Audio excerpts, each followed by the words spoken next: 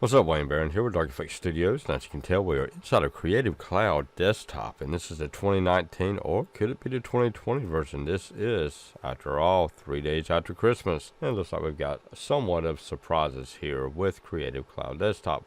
So what we're going to do is we're just going to look at a few things right quick. Now, this is the first time that I have opened this up, so I'm going to learn as you are here. So we're going to come over here to our little gear icon, our preferences.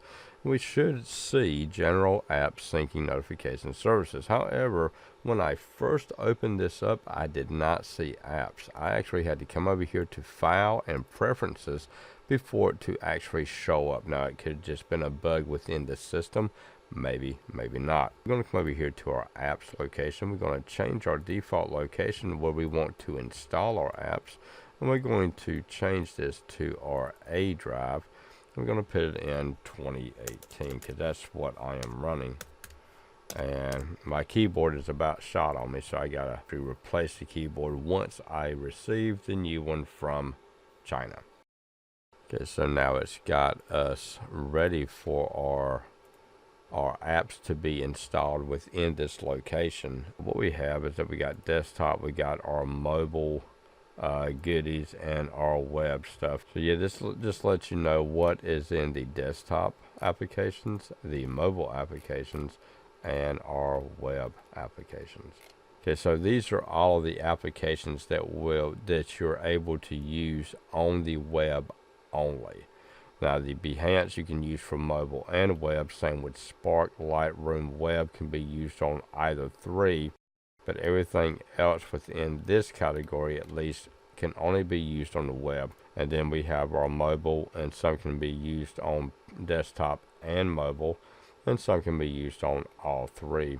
And then we get our desktop, and the same thing as before. And then over here are our categories for photography. These are all the items that we can use for our photography, our design, and layout.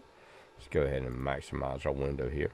And then we got our videos and motion, which is where I like to spend a lot of my time within After Effects and Audition, are my two favorite things to use besides Photoshop and so forth. Illustration, I really need to get back into using Illustrator. I do really miss using that program. Then we got our UI and UX, and then our Acrobat, PDF, 3D, and AR, social media. Then we got our reliable links, our stock, our fonts, our Behance, our tutorials, and our support community.